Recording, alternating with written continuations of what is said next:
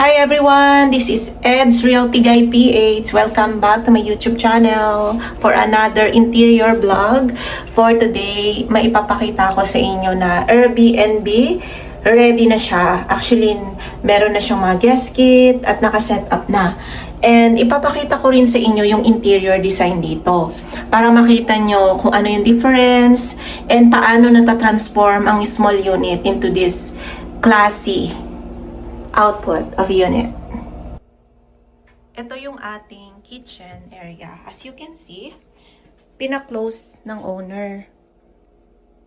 Diniretso yung tiles, pinalitan ng induction na digital. Kasi ito, kinakalawang yung dati. So, pre lang kasi yun. So, ito, mas maganda na siya. So, pwede na magluto and pinalagyan din ng protection here para sa mga mantika, hindi tatalsik.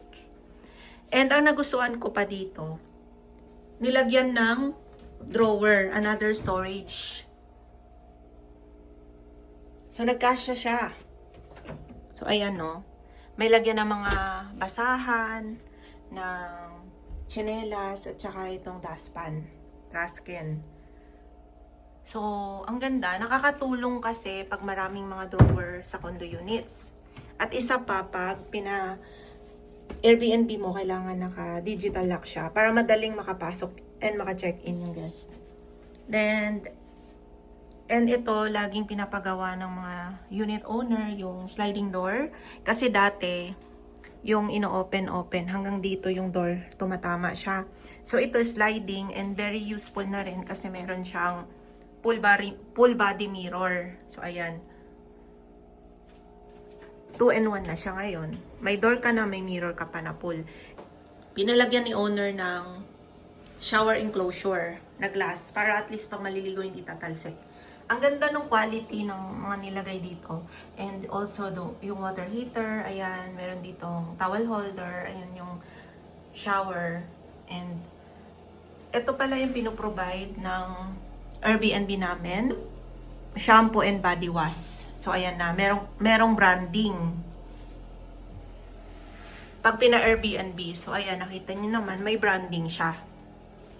So ready for Airbnb na talaga itong unit na ito. And may top load washing machine and also mirror. Ayan, pinalitan din ng mirror para mas widen up and another storage sa upper side. Tsaka mga lightnings. Ang ganda ng lightning. Ayan. And itong bidet, sinama na ito. Yung palang mga stocks, bibilin na lang yan sa company. So, may mga prices kami niyan. Para at least, hindi na siya, hahanapin pa. Meron ng stocks. At hindi na rin ma-hassle yung owners. Kahit wala sila sa Pilipinas, hindi na sila mamomblema pag pinahosting nila sa amin. Kasi meron kaming cleaners na nandito sa area and we provide na rin yung mga itong towel, yung toothbrush, and meron din siyang branding as you can see. And of course, yung tissue, di mawawala yan. And dapat good quality lagi yung ating linens, ayan, para at least good review tayo sa mga guests natin. Ang ganda nung headboard ng bed na to, ayan. Hindi ka mauuntog. And pinalock nga pala ng owner yon, pinalagyan ng lock yung upper side dito para at least may lalagyan sila ng personal things. Kasi sila owner, pag nandito sila sa Philippines, sinitirhan nila ito. Ito naman yung cabinet. Customize yung ginawa dito. Ayan. Merong storage. And also, ayan, extra foam para sa additional guest. And additional drawer sa baba. Dinrill na rin namin yung electric pan na remote. Ayan. Very nice. And look at this, guys. Ito yung isa sa pinaka nagustuhan ko dito. Yung nilagay namin na refrigerator, kasi for Airbnb lang naman siya, hindi kailangan ng personal rep. So, okay na yung maliit. Parang hotel talaga siya. So, ayan, may ice pa. So, ito, per personal things, and may pre-water na rin dito sa mga hino-host namin. Si owner na nag-provide niyan ng kettle, ng air fryer, meron na rin. And meron na rin siyang microwave. At ito nagustuhan ko siya. Kasi may another storage siya dito.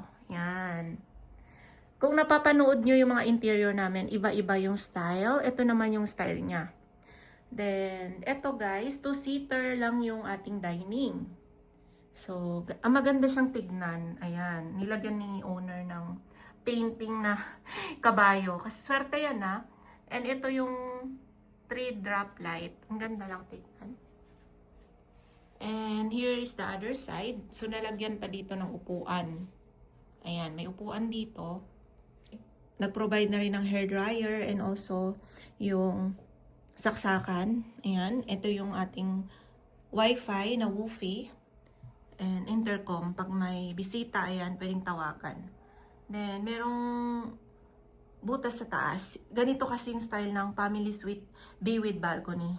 So, hinihila niya yung lamig papunta dun sa bedroom. Ito yung ating TV console, as you can see. Yan. Very nice. At ito yung sofa bed na very useful sa mga guests. Kasi pwede siya gawing higaan. Then, ito yung ating curtain and view. Kahit na yung unit is hindi open view, still maganda pa rin naman siya because of the decoration. So, because of this one, laging fully booked tong unit na to. Ngayon lang talaga na bakante, kaya ngayon ko lang siya na vlog. Actually, natapos to last month pa. Upon posting kasi namin ito sa Airbnb, sunod-sunod na yung nagbo-book.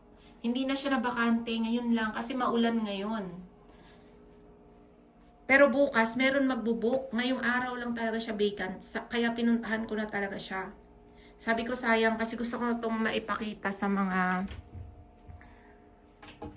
viewers natin. Ayan, yan din yung pinrovide ni unit owner. Yung mga plato, yung baso, ayan. Very nice lang siya.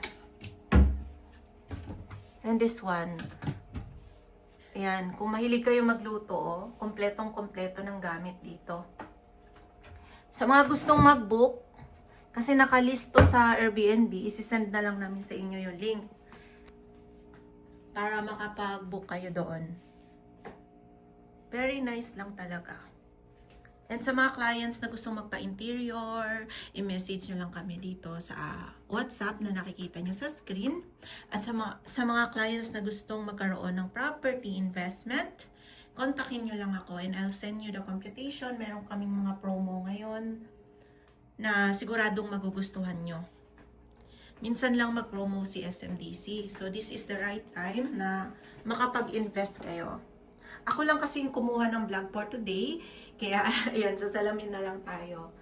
Thanks for watching. Don't forget to like, share, and subscribe. And see you from my next vlog.